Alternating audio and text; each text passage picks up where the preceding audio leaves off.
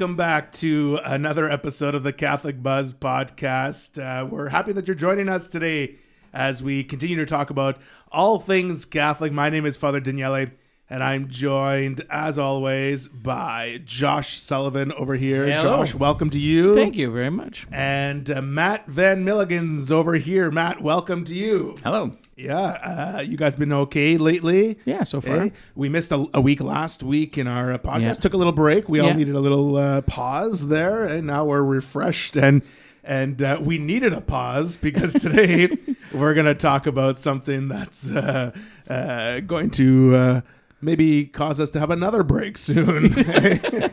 Yeah. And I think it's a really good thing that we talked about, because a couple episodes ago we said that we were going to talk about abortion. Yeah. And so now we're going to talk about abortion. It's a really important issue that's for our faith, right? We love life.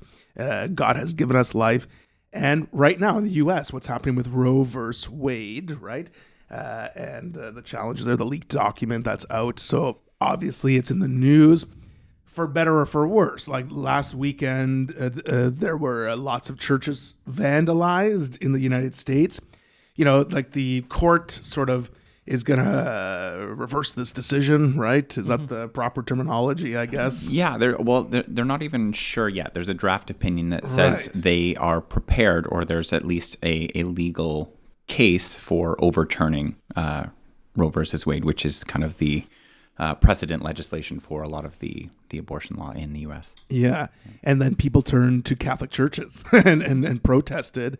Some invading into the churches, during Mass. Some people egging and spray painting and protesting. I got to be honest, as much as that's a horrible, terrible thing, to me, it gives me a little bit of pride as a Catholic that when this happens in the court system, they don't egg and vandalize the court system. They come to the Catholic. Go to the churches. They go to the truth, and then they you guys are the ones that are keeping push this. Yeah. But we're going to talk about today. Not all Catholics are on board with this teaching, and we're going to talk about that too. So first, before we go any further talking about abortion today, I think we should just, clarify here that we are three men talking about abortion, and people have a problem with that. People say, well, of course they're going to say it. They're men. How can they speak about abortion?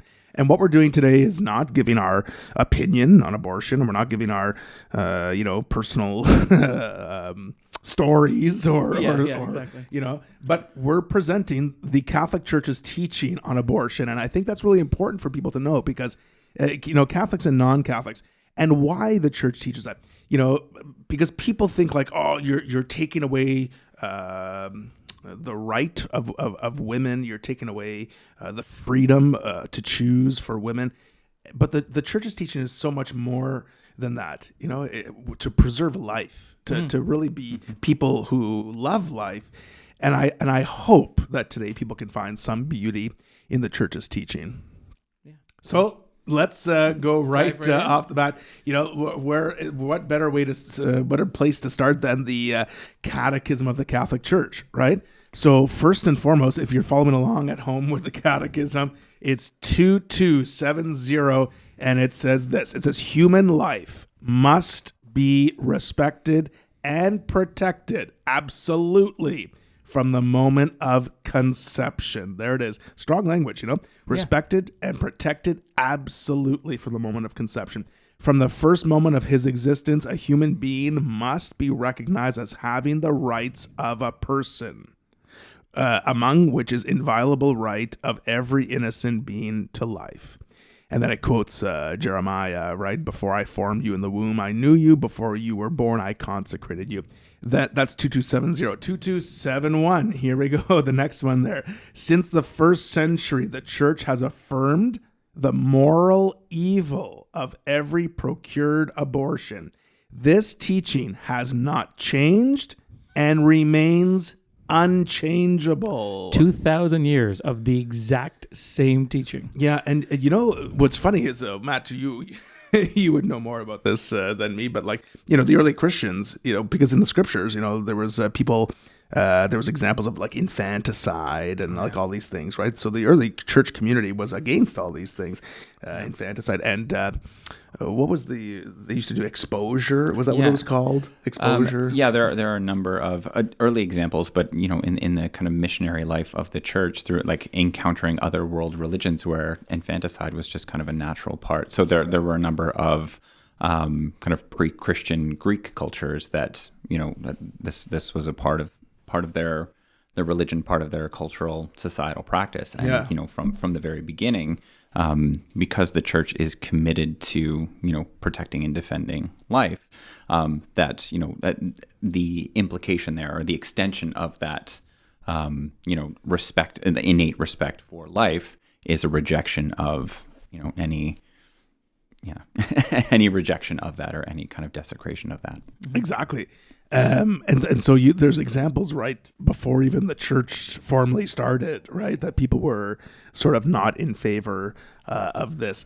And then, of course, it says direct abortion, that is to say abortion willed either as an end or a means, is gravely contrary to the moral law, okay? And then, of course, it goes on to say, so you can read that at home if you're, so for 2270, 2271, 2272, because it goes on to say even cooperation in an abortion constitutes a grave offense, Isn't both either committing the act of abortion or cooperating in it? Both of those are excommunicable offenses. Yeah, we talked about this in another episode, formal cooperation. So it could be the doctoring involved, right? Could be person driving the person. Yeah, you're gonna, or you've convinced them. You convinced them. You've given them a ride.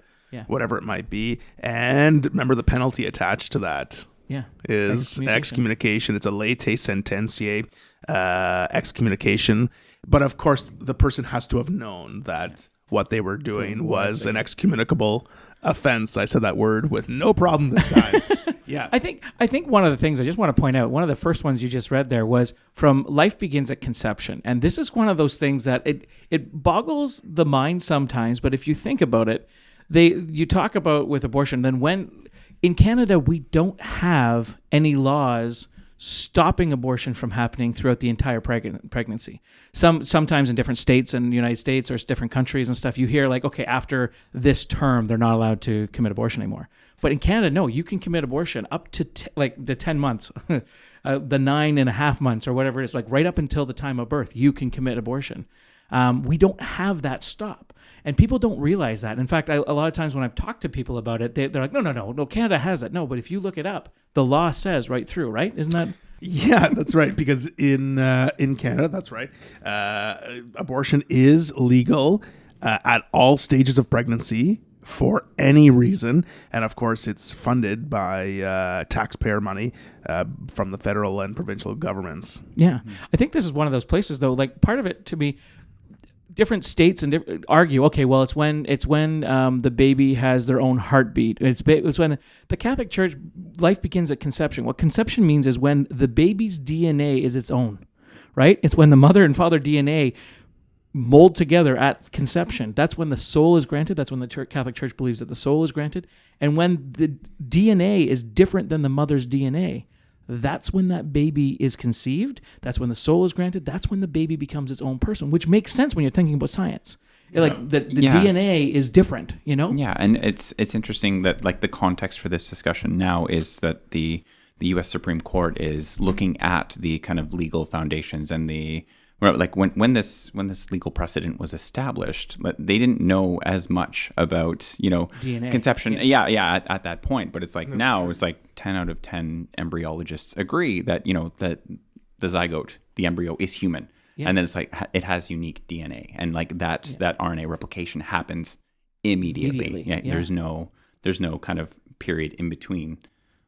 So yeah, it's the discussion is timely, but unfortunately, especially in Canada, like we don't really have a lot of opportunity to have that discussion because a lot of times it's just shouted down or it's just kind of rejected, or like the ability to have a reasonable, rational discussion about abortion, it is kind of increasingly difficult as emotions. The rhetoric around it. Yeah, and it's difficult, you know why? Because so the church obviously teaches, we believe that God gives us life, right? Like God gives us life, and we're happy with our life, and so that's the foundation of our teaching on abortion, and yet that seems to be in direct opposition with today. It's like, this my body, my choice argument, and maybe on some sort of level, these people with that argument will say, well, I have the right to do with my body.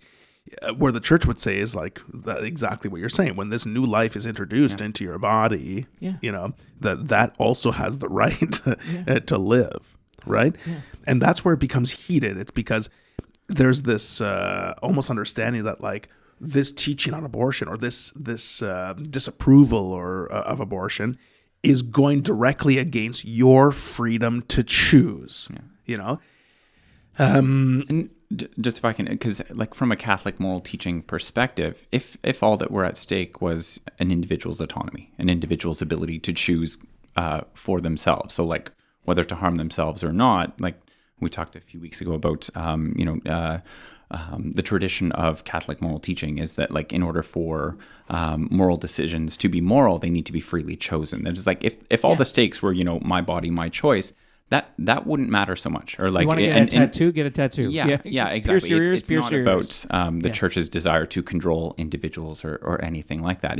But if it is a scientific fact that the baby is a baby and the baby it's a separate DNA, is another is another being. person, then the my body, my choice doesn't really apply.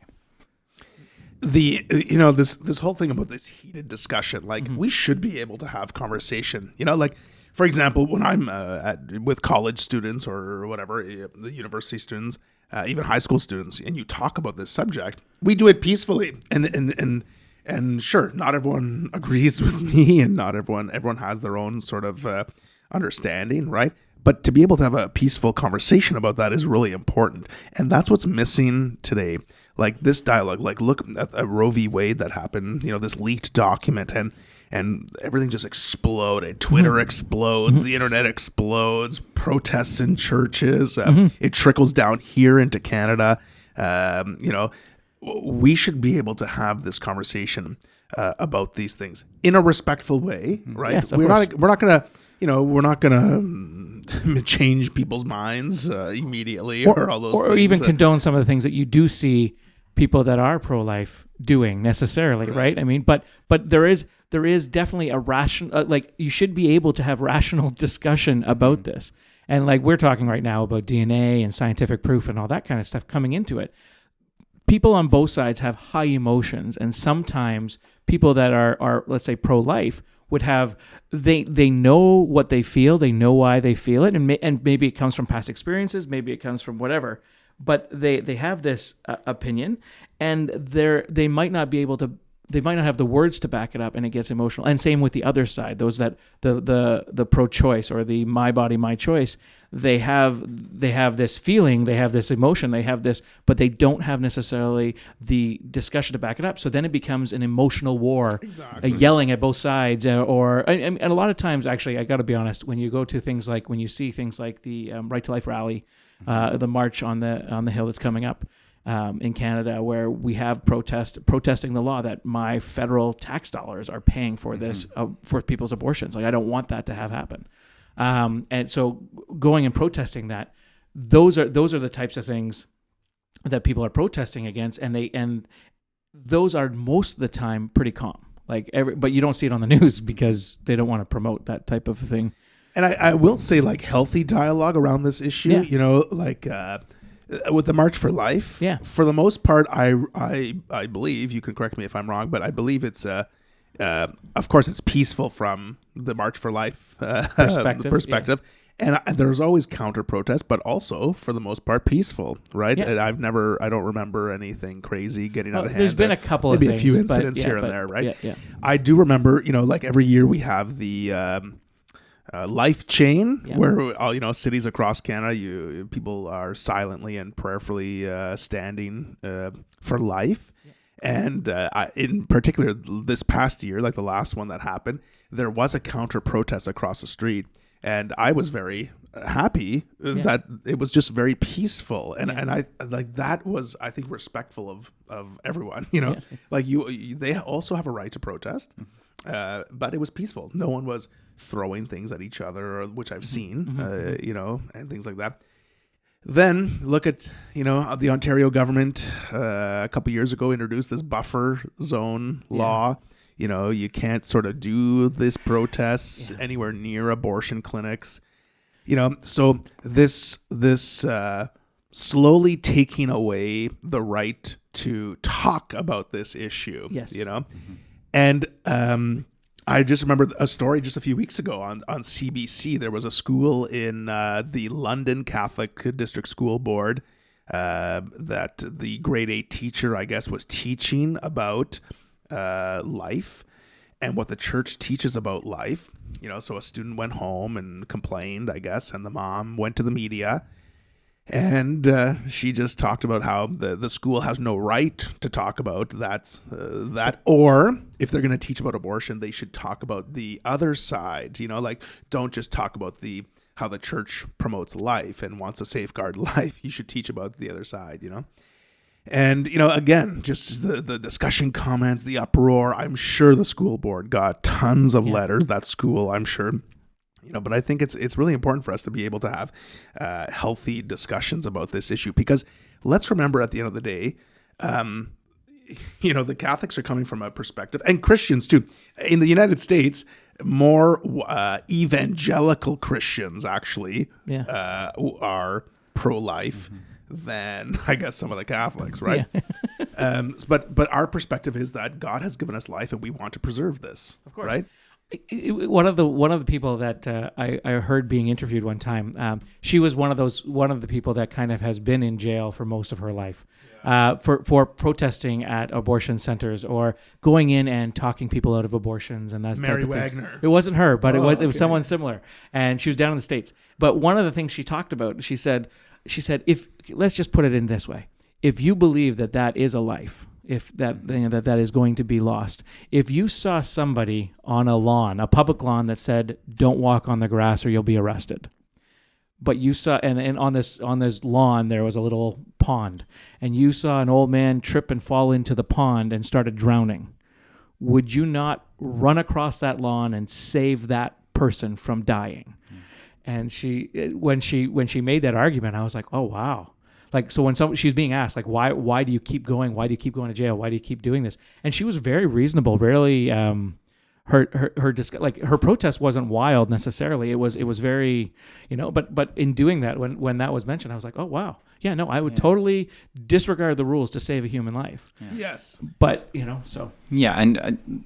I think part of the reason it gets so heated is that because the stakes involved aren't just kind of winning an intellectual debate. That it's like we're talking about actual lives. We're talking about and like that the conversation itself is kind of progressively outlawed in Canada is a bit disheartening. But I think since we started this talking about kind of the U.S. and the Supreme Court, I think, like, to their credit. I think, like, their existing kind of legal mechanisms and the state of public rhetoric in the States, it's like it's heartening to see that, like, even at the last two Supreme Court justice confirmations, that, like, they're still willing to have this debate. They're still willing to debate, like, to talk about this in a public forum, because they recognize that the stakes matter. Yeah, instead of just shutting down all conversation around it, and like even to the point of, I mean, it happened a little while ago, but about. I think it came out with the federal government wasn't going to provide student grant funding unless you sign something against abortion. Of course. Like the summer program. Me, why is that? Like, so if we're going to have a reasonable, rash discussion, why is that a condition of getting federal tax money as a grant for? Like, that's just a way of hurting that's very directed way of hurting. In some ways, I think that because of the pressure there not to talk about stuff, that's why we don't talk about these issues. And I think people are afraid to talk about these issues. I think even people who want to be people who defend life are afraid to do so because of the backlash. And maybe that's what this whole thing has created in Canada.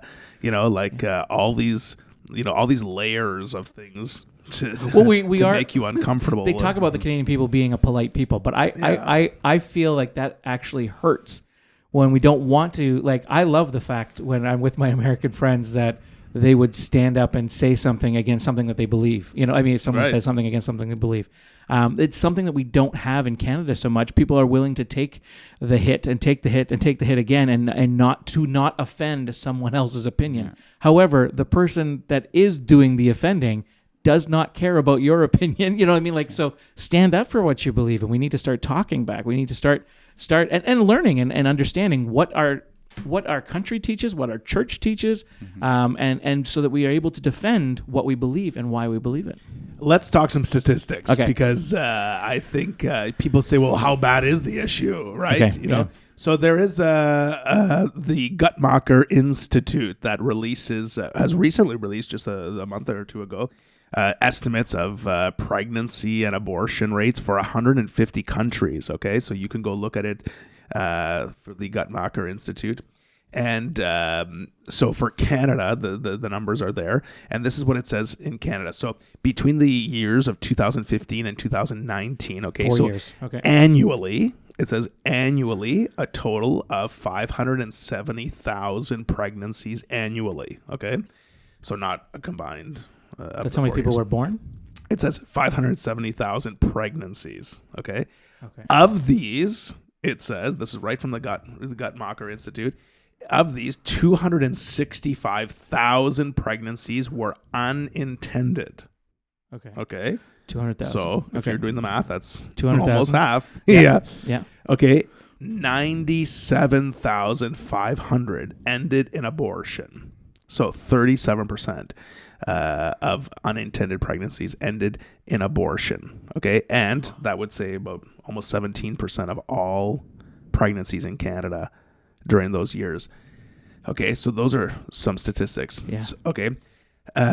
Also, the USA Today has put out some statistics on numbers in the U.S. of reasons why people have abortion. Wow. Because I want to bring up the fact that, whenever I'm speaking to a crowd about this topic, it's not like I go around and speak about this topic, but when it comes up in questions at schools and things like that, the question about rape always comes up. 100%. Like rape is never okay.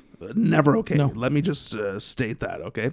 But that's the question. So the USA Today puts out a number of reasons why people have abortions, and 1%, 1% are the victim of rape.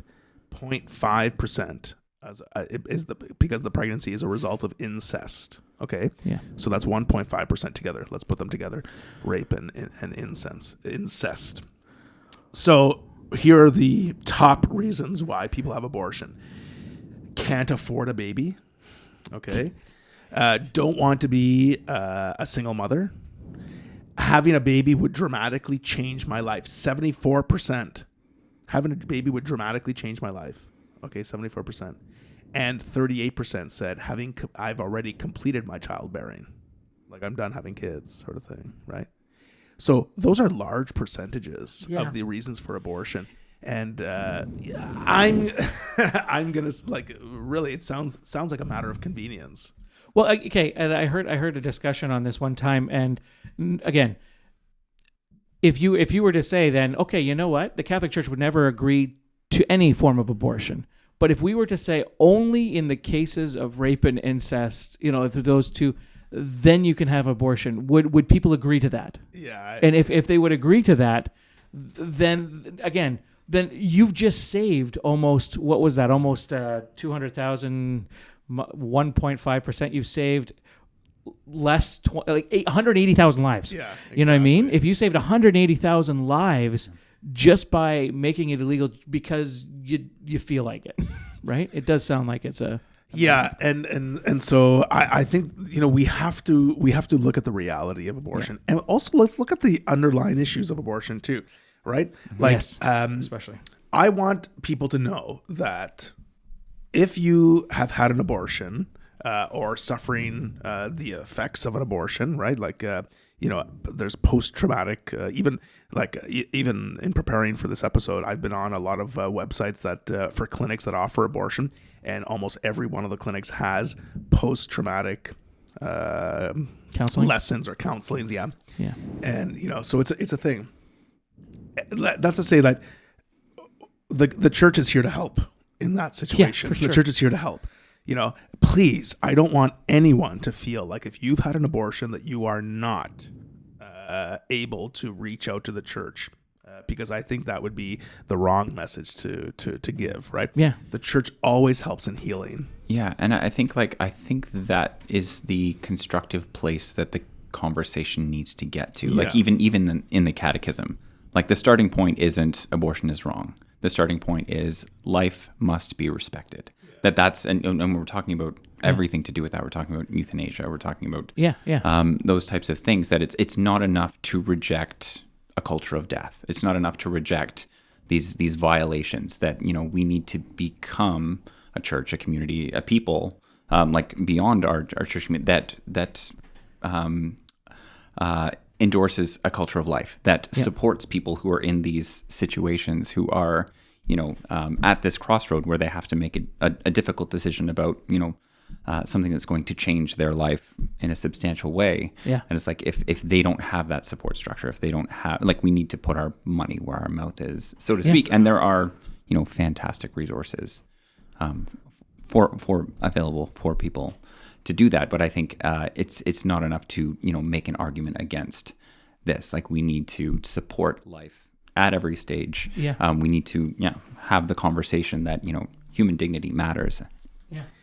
Yeah, and I think the more we maybe that's the case. Maybe like the more we do talk about it, the more people come to realize that people, I think, see pro-lifers. I think the stereotype there is that we're a bunch of angry people who want to control people, who don't care. We just want people to be giving birth, and we don't care about those people after birth, right? And I think that's sort of the stereotype there. But I think you're right, Matt. Like, that's totally not like our ministry is to help people. Even like look at Pope Francis in 2016 or 17. Like this is not doesn't really matter for us in Canada because priests have the jurisdiction, if you will, to forgive the sin of abortion or in confession and to lift that late sententiae excommunication.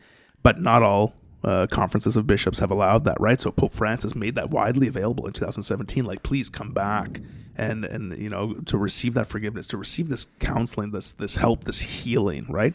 Realize that you are loved because of who you are and not because of what you've done. Yeah. Right? And that the church stands by that 110%. Yeah. And foster a community that sees children as a blessing and not a liability. Or like, you have that person in the grocery store when they see anybody with more than 2.4 kids and they say, what causes that, right? And or that, like, we need to, flip the script, change the language around, I do want to talk about, there are Catholics out there that don't help the cause, like, and in some ways, like I said, like the conversations we're having with people, right? You're not allowed to talk about it here. You're not allowed to go and stand on the street and pray. You're not allowed to have these things, like look at the churches this weekend that were vandalized in the United States. It's horrible. So people might be afraid to stand up, to stand for life. But there are Catholics, mass attending Catholics, like the Pew Research Center had released some statistics. They said that in 67%, only 67%, so 2/3 of Catholics who attend Mass regularly would say that abortion is not right. Yeah. Whereas a third, 33%, said that it's fine. of regularly attending Catholics. So like you look around our church on Sunday, do we really know what we're doing when we're talking about that? We talk about this. I've talked about this many times, but if you grab this old catechism and you take that beautiful page that we just talked about at the very beginning. 2270. 2270. You're, as a Catholic, you need to believe this whole thing. This whole thing is what we believe. You can't just open it up to page 2200, whatever it is, and rip out that page on abortion and be like, okay, now that's, because now it's not the catechism of the Catholic Church, it's Bob's catechism, it's Josh's catechism. It's like it's not the catechism of the Catholic Church. You can't call yourself Catholic unless this is your, these are what you believe. So you can't possibly, you know what I mean, believe that abortion's okay if the Catholic Church is this like very clear about it, what it says, and and you can't say that. It's I just think like we just celebrated Mother's Day. We just celebrated Mother's Day, and what a blessing mothers are. Like this weekend we were talking about mothers, and God has taken mothers and shares with them this role in creation, right? Like mothers bring life into the world. It's such a beautiful thing, and we celebrate mothers. We celebrate mothers on Sunday. Yeah. Everyone posts on social media. Everyone buys the flowers and cards and chocolates and buys dinner and all these things, But it's like almost, like, ooh, in a sense, it's like people want to celebrate mothers who have chosen to be mothers, not just mothers who have God has chosen. Exactly. Right. Yeah, God has chosen to be mothers. Okay, just a few quick facts here because I think we're running out of time. I've messed up my clock here, so I really don't know what's how much time we have left. But so the Roe v. Wade that started this conversation. Yeah. So obviously we know that that Roe, right? That is Jane Roe. Her real name is Norma McCorvey. So she was the one that was involved in the initial case that happened in 1973. So in 1995, Norma McCorvey actually became a Christian. She was baptized into the Christian faith and began talking about, her pro-life stance. And she died in 2017. Now, people will say someone released a documentary saying that on her deathbed, she took it all back. Of course. But her friends, her family and her friends say that that's not the case, right? Yeah, that were there. Wasn't the case. So even this case that started this whole thing, Roe v. Wade, Jane Roe from Roe v. Wade even had a change of heart, which is amazing. There's tons of stories of abortionists, doctors, people who have provided abortions who have their story online about how they've come to a change of heart, and they came to realize what they were doing. Like we haven't even talked about how an abortion happens, and it's really sad. We're not going to talk about that because we don't have to talk about that. I don't think it's sad about how an actual abortion happens, and then that's in the U.S. Like look at the case in Canada that we were talking about, and that was 1998. It was the Morgentaler case that struck down the law. The abortion law was seen as unconstitutional in 1988. Did I say 98? Yeah. Did I say 98? Yeah, he said 98. It was 88. Yeah. And then there's just been, expanded access to abortion since then. Even in 2017, the drug there, that mifegismo, I forget how to pronounce it. Yeah. So they started to cover the cost of that pill in insurance plans, so we're just getting more and more. People don't realize too that like we have the morning after pill, which also is an abortion. We have like the Plan B, morning after, whatever you want to call it, pill. Exactly. But also the people that are on the pill, and we're going to talk about this as a contraception. Yeah. The way that the pill works as a contraception, if you're on the pill taking it monthly or whatever the case may be, I mean monthly, daily, but that is a form of abortion. And we'll talk more about that later on when we talk about sex and contraception and all that other stuff. I know that's coming up in a couple weeks, but that just so that people realize it. And there is a difference. I mean, taking the pill for the right reasons, maybe having, and we'll talk about that during the contraception thing. There are reasons to potentially take the pill, but if you are taking the pill, then you are required to do a couple things, So making sure that's never abortion. Yes.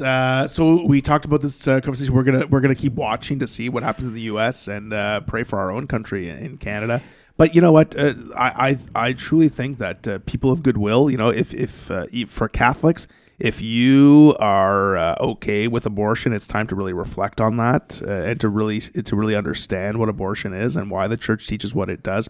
For those who don't want to have the conversation with people, Catholics and non-Catholics, pro-lifers and pro-choicers, whatever the labels they give people. I mean, let's just see each other as people and have conversations with love and respect and try and create a place where we love our children. And if you are a person right now contemplating abortion or ever in that situation, or you know of somebody that is, come talk to the Catholic Church. Come talk to specifically. I'll take your baby. You know what I mean? Like I got 4 boys on a farm, a lovely home. I'll take your baby. Like we will find a place for that baby and that child. If it's about you not being able to raise a child, give the child a chance at life, and we will support that. And there's different, obviously, lots of different organizations out there that can help as well. But there's beautiful places doing beautiful work. So. Yeah. All right. Well, that's all the time we have. Thanks for this discussion. I know it's not always easy to talk about those things, and I'm sure there'll be lots of conversation after we're done taping, but also for people at home who are watching or listening. So if you have a comment to drop us a line, you can do that at the Catholic Buzz Podcast at gmail.com or leave a comment right in the YouTube channel, Facebook, or Instagram post. Okay. So for Josh Sullivan and Matt Van Milligan, my name is Father Daniele. We'll see you next time on the Catholic Buzz.